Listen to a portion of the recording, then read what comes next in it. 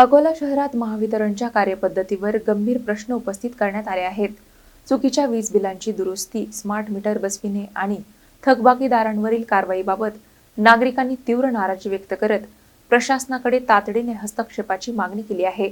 अकोला शहरातील संजय ओंकार बिशान या ग्राहकाने आपल्या वीज मीटरमधील कथित तफावत आणि चुकीच्या वीज बिलाबाबत अनेक वेळा महावितरणकडे अर्ज करूनही दुरुस्ती न झाल्याचा आरोप केला आहे। त्यांच्या म्हणण्यानुसार प्रत्येक वेळी अर्ज स्वीकारला जातो, मात्र प्रत्यक्षात बिलातील त्रुटी कायम राहतात आणि वाढीव बिलाचा आर्थिक व मानसिक त्रास सहन करावा लागतो।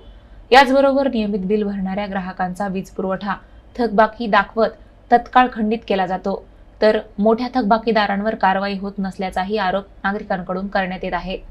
तसेच मीटरमध्ये बिघाड झाल्यास ग्राहकांच्या संमतीशिवाय स्मार्ट मीटर बसविले जात असल्याचाही दावा करण्यात आला आहे।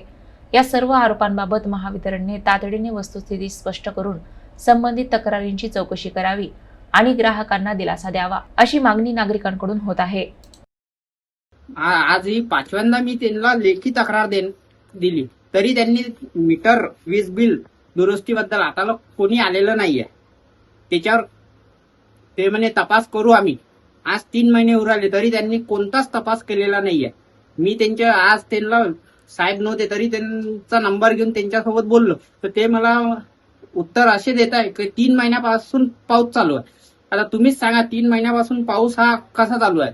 त्यांना काही टाइमच नाही भेटत। त्यांचं काम आहे हे, त्यांनी आम्हाला हे सुधारून दिलं पाहिजे। आता एक खट्टा 4-5 महिन्याचं बिल जमा होणार, तर आम्ही हातमजूर करणारे माणसं एक खट्टा बिल एवढं कसं भरू? याचा निर्णय झाला पाहिजे ना। मग बिल नाही भरलं तर हे लाईन कापायला घरी येणार, त्यांच्यावर कारवाई झालीच पाहिजे। याचा तपास झाला पाहिजे।